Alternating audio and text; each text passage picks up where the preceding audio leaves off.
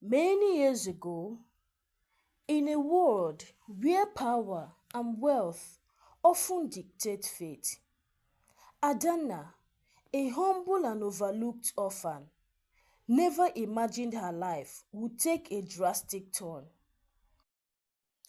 I sat in the corner of our small sitting room, silently watching as my stepmother, Madame Clara, paraded her daughter, Sonia, in front of our guest. The way she laughed, the way she adjusted Sonia's gele, the way she proudly introduced her to the billionaire visitor. It was clear she had already planned the wedding in her head. Hey, Chief DK, welcome. You must have heard of my daughter Sonia. She just graduated from the university. Very beautiful, very well mannered, she said, beaming. I was invisible, as always. Sonia, my stepsister, wore a dazzling blue lace gown, her makeup perfectly done, her gold earrings sparkling under the chandelier. She was beautiful, no doubt. But I knew Sonia. She was arrogant, entitled, and heartless, just like her mother.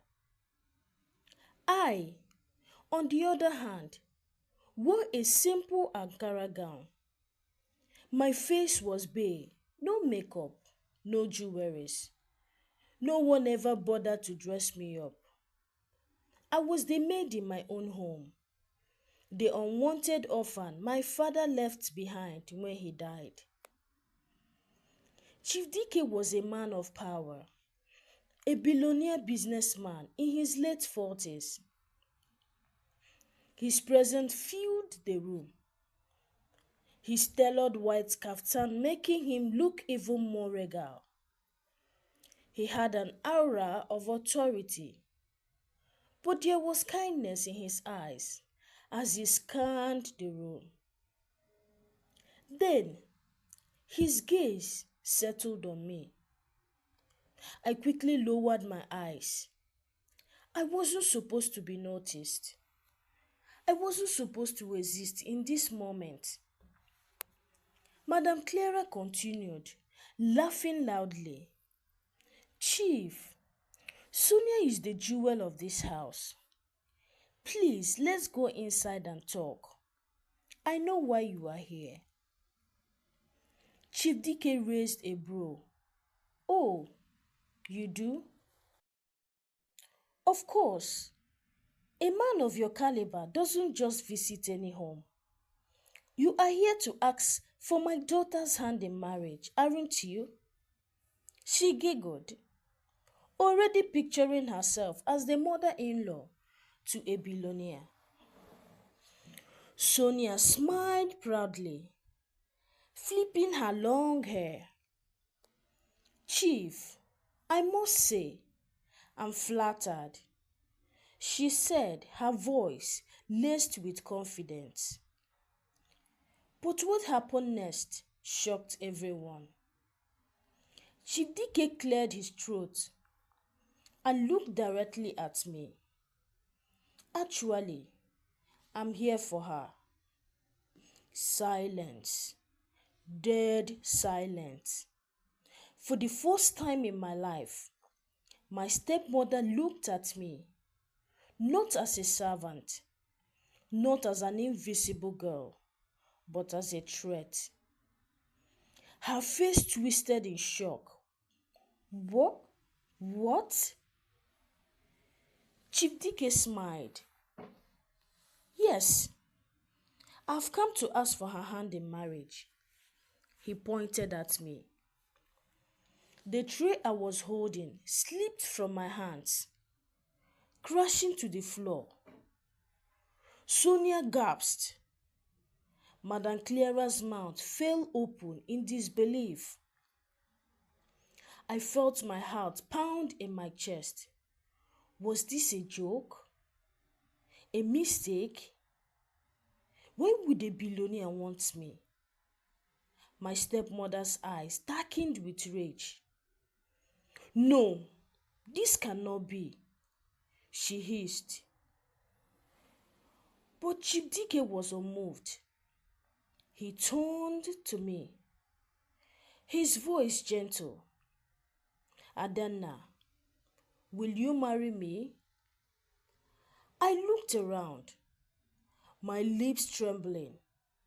Was this a dream? But before I could answer, Madame Clara's furious voice cut through the air. Over my dead body. The tension was suffocating. Sonia's face twisted in shock, her hands trembling as she clutches her gown.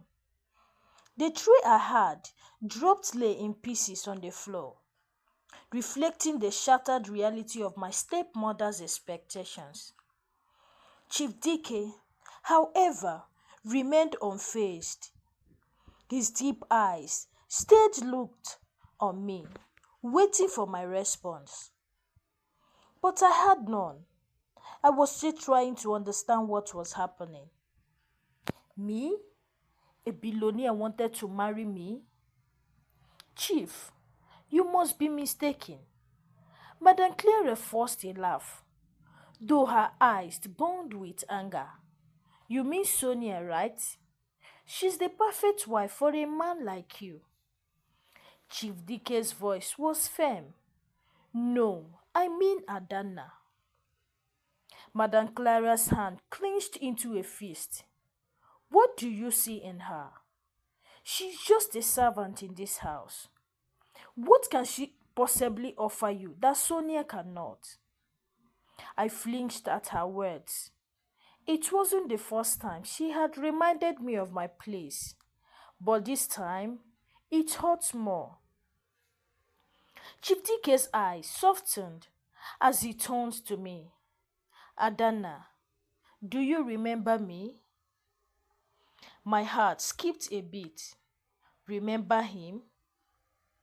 I searched his face, but nothing clinked. I had never spoken to a billionaire in my life. No, sir, I said quietly, my voice barely above a whisper. He smiled faintly. You wouldn't. It was years ago. You were just a little girl then, selling oranges by the roadside. I froze. Selling oranges? Memories of my childhood rushed back. Standing under the hot sun, barefoot, calling out to passing cars, hoping someone would buy from me. It was before my father's death, before I became nothing but a maid in my own home. Chief Dike continued. One day you gave me an orange to a hungry boy, a street beggar. You didn't know him, but you gave it to him anyway. A lump formed in my throat. I did remember that. I had given an orange to a starving boy outside the market. His clothes were dirty, and he looked weak. He had thanked me with tears in his eyes. That boy was me, Chief Dike said. Gasps filled the room. Madame Clara staggered backward. Sonia's eyes nearly popped out of her head. I had given an orange to him. I stared at him, unable to speak. How was this even possible? Chief Dike smiled and never forgot that kindness. It was a small act, but it changed me. And now I want to change your life too. Tears welled up in my eyes. I had spent my whole life being told I was worthless, that I was nothing. But here was a man, one of the richest men in the country, telling me that I had mattered. Madame Clara suddenly snapped. She grabbed Sonia's hand and shoved her forward. Sonia is the one you should marry. She is beautiful. She has a degree, not this. This nobody. Chief DK's face darkened. His voice was cold now. I am not a fool, Madam Clara. I know exactly what kind of person Sonia is. Sonia's mouth fell open. What? You raised her to be selfish, entitled, and cruel. I have watched from afar, and I would never marry a woman like that. Sonia let out a sharp cry. You are lying. This is not happening. Madam Clara turns to me, her eyes filled with hatred. You planned this, didn't you? You seduced him behind my back. My mouth opened in shock. No, I would never. Slap. Her palm landed hard across my face. The impact sent me staggering backward. I held my cheek, my body trembling. Enough. Chief DK's voice was like thunder. He stepped forward, his presence towering over Madame Clara. If you ever lay a hand on her again, I will make sure you regret it. Madame Clara opened her mouth, then closed it. Fear flickered in her eyes. She knew what kind of power he had. Chief DK turned back to me, his voice soft again. Adanna, the choice is yours. Will you marry me? Tears rolled down my cheek. My whole life, I have been treated like nothing. Now, I was being given a chance at something more. But was this really happening? I swallowed hard, looking around at the face filled with shock and anger.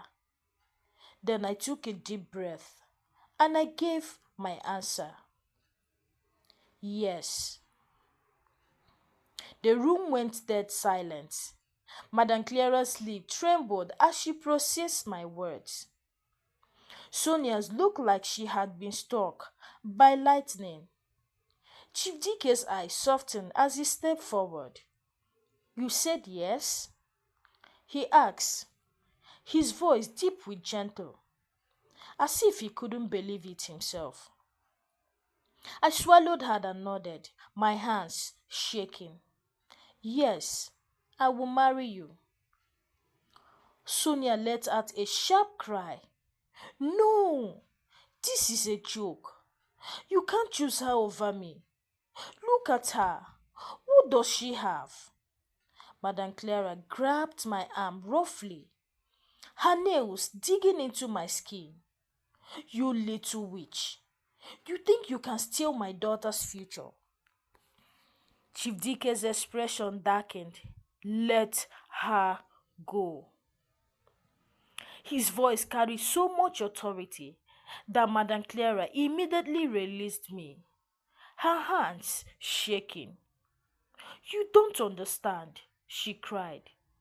Sonia is the one meant for this life. Adanna is a what? Chief DK challenged, his piercing eyes holding her. Madame Clara stammered, looking away. She doesn't belong in wealth. She's not good enough. Chief DK's lips coiled into a smirk. And yet, it was her kindness that made me who I am today.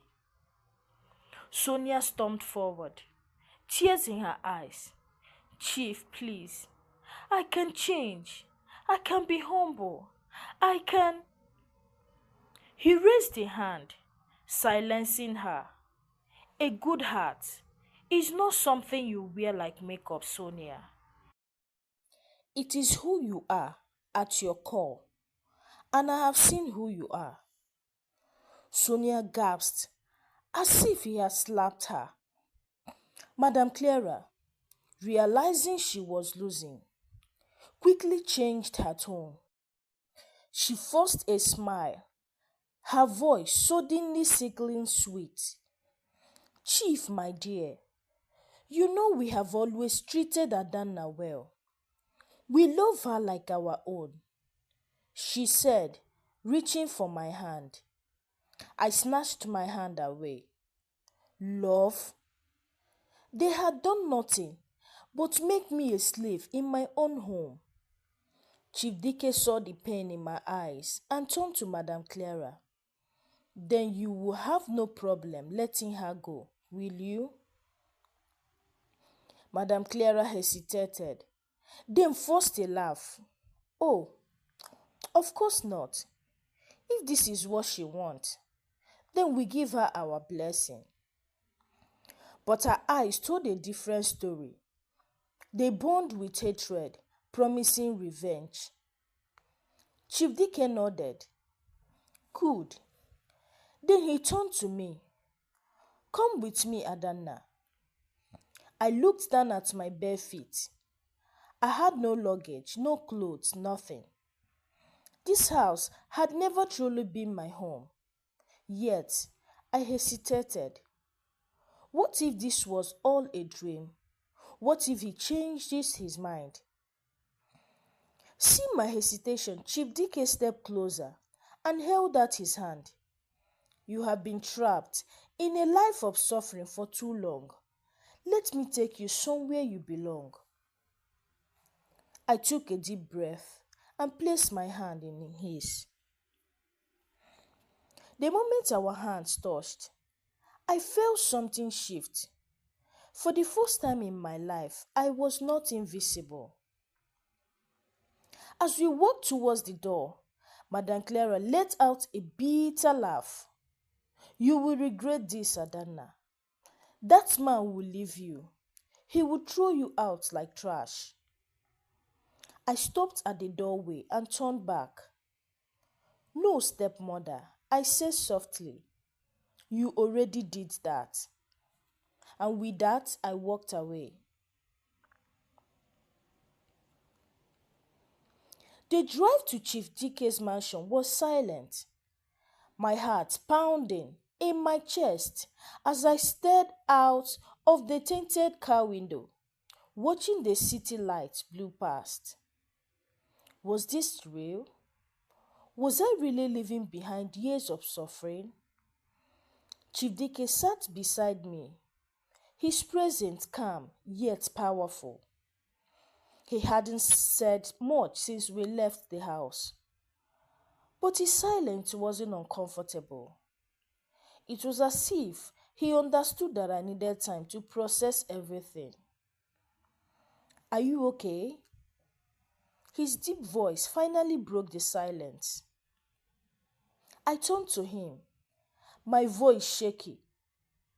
I don't know. A small smile tugged at his lips. I understand. I looked down at my hands, still unable to believe what had happened. I don't have anything. No clothes, no shoes, no education like Sonia. What if I embarrassed you? Chief Dike's expression grew serious. Adanna, I didn't choose you for what you have. I chose you for who you are. You have something money cannot buy. A good heart. His words makes my throat tightened with emotion. I had spent my whole life being told I was nothing. Now, someone was telling me I was enough. The car slowed as we approached a massive, golden gate. When it opened, my breath hitched. The mansion before me was like something out of a movie. Tall, elegant, glowing under the night sky. Water fountains lined the driveway. An expensive car sat parked neatly at the entrance. I swallowed hard. This was his world. Did I really belong here? A woman in uniform rushed forward as the driver opened my door. Welcome, sir. She greeted Chidike with a bow before turning to me with a warm smile. Welcome, madam. I flinched at the word. Madam. No one had ever called me that before. Chief Dike must have noticed my hesitation before he leaned in and whispered, "You are no longer a maid, Adanna. You are a queen." My eyes stung with tears. As we walked into the mansion, I tried to take in everything. The grand staircase, the chandelier, the golden decoration. It was overwhelming. "This will be your home from now on," Chief Dike said as we entered the lavish living room. "You will never suffer again." I opened my mouth to thank him, but before I could speak, a sharp voice rang through the air. "So this is the girl you brought home?" I turned to see a tall, elegant woman standing at the top of the stairs. Her makeup was flawless, her expensive jewelries glittering in the dim light. Her eyes, however, were cold. "Mother," Chief Dike greeted, his tone respectful but firm. "Mother?" My heart sank. His mother slowly descended the stairs, her sharp gaze never leaving me. This is the girl you chose?" She looked me up and down with clear disapproval. I suddenly felt small again. She scoffed. "You left all the wealthy, educated women in this country and brought home her." I clenched my fist, my old fears returning. Maybe Madame Clara was right. Maybe I didn't belong here. Chief Dike stepped protectively beside me. "Mother, this is Adanna, and she is my fiancée." His mother laughed bitterly. "We will see about that." The air turned ice cold. I had suffered my stepmother's hatred, but now I realized I was about to enter a new battle. Chief Dike's mother slowly descended the grand staircase, her piercing gaze never leaving me.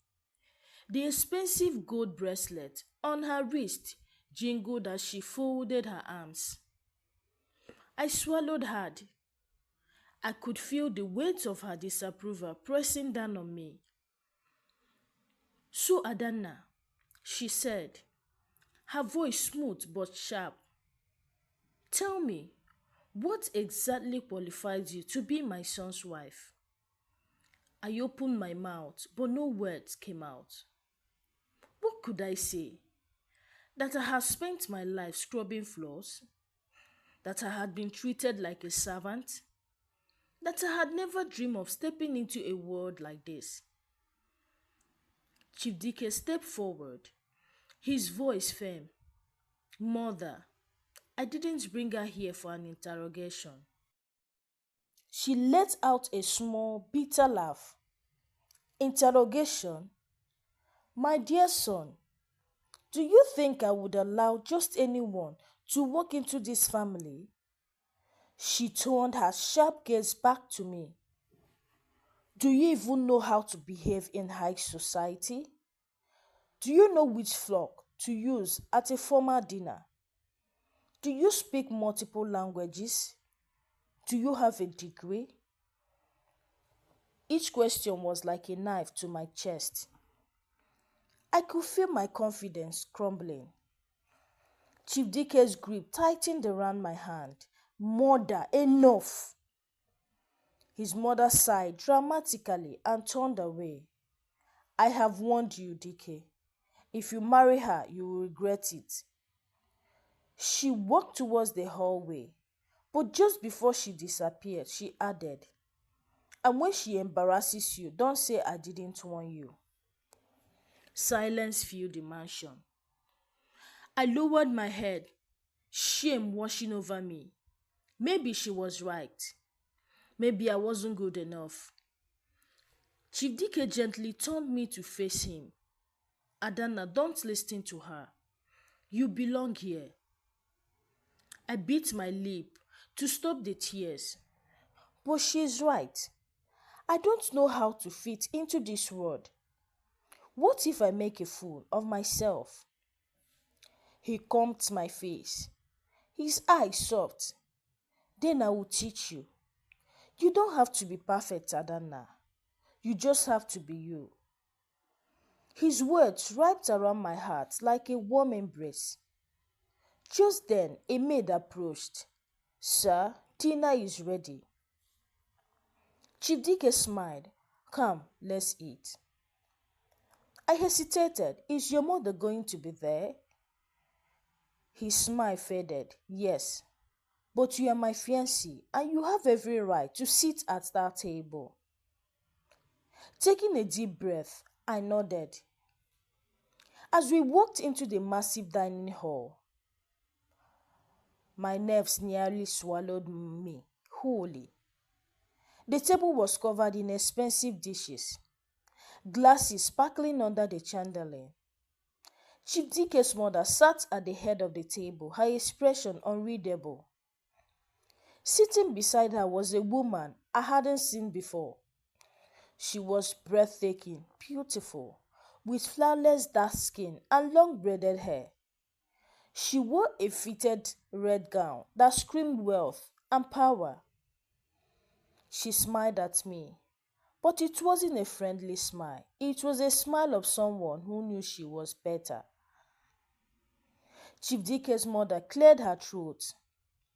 Adanna, meet Amanda. She is the daughter of Senator Okafor.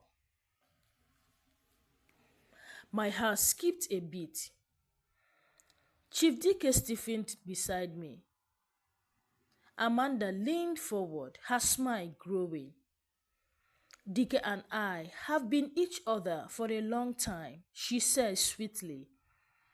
I was so surprised when I heard he was engaged. Weren't we all, mother? Chief Dike's mother smirked. Indeed we were.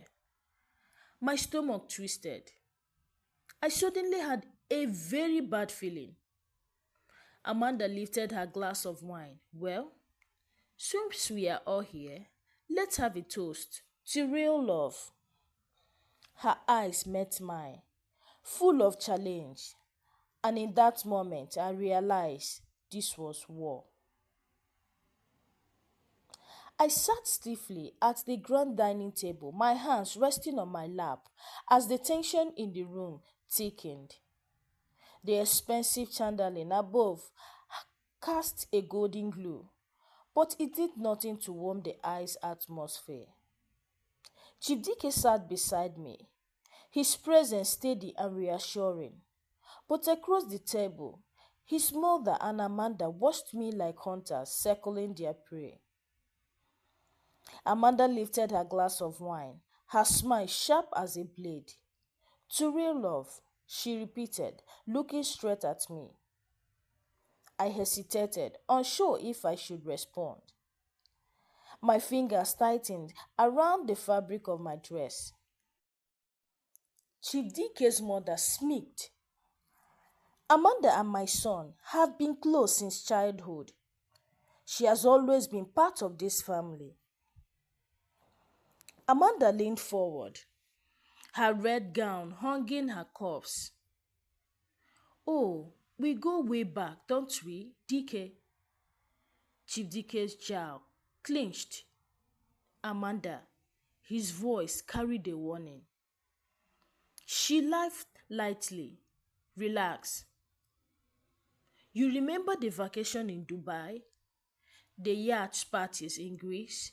She turned to me, her eyes glittering with amusement. Oh, Adanna, you must let us take you someday. Have you ever traveled out of the country?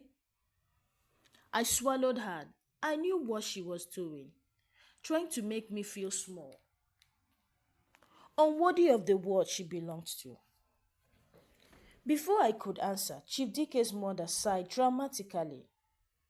I just don't understand, Dike. You could have had someone, and yet you bring home a girl with no class, no background, no. Mother, that's enough. Chief Dike cut in sharply. His grip tightened on his fork. His mother ached a brow. Fringing innocence. I am simply concerned. You are a man of status. You need a woman who can represent you. A woman with breeding. Amanda smiled, tightened her head. Exactly. Marriage isn't just about love, Dike. It's about power, about legacy. Can she even fit into your world? I bit my lip, my heart hammering. I knew I was different. I wasn't raised in wealth. I didn't know how to hold a wine with elegancy or make polite conversation about luxury brands and foreign vacations. But I also knew something else. I wasn't going to let them break me. I slowly lifted my own glass. My hands were shaking. To real love, I said softly, meeting Amanda's gaze head on. For a moment, the room was silent. Then Chief Dike smiled proudly. He lifted his glass to real love. The power in my voice must have caught Amanda off guard because her smirk flattered just a little. Chief Dike's mother, however, was not impressed. She placed her napkin on the table and stood up. Excuse me, I have lost my appetite. With that, she swept out of the room. Amanda, still holding her glass, smirked.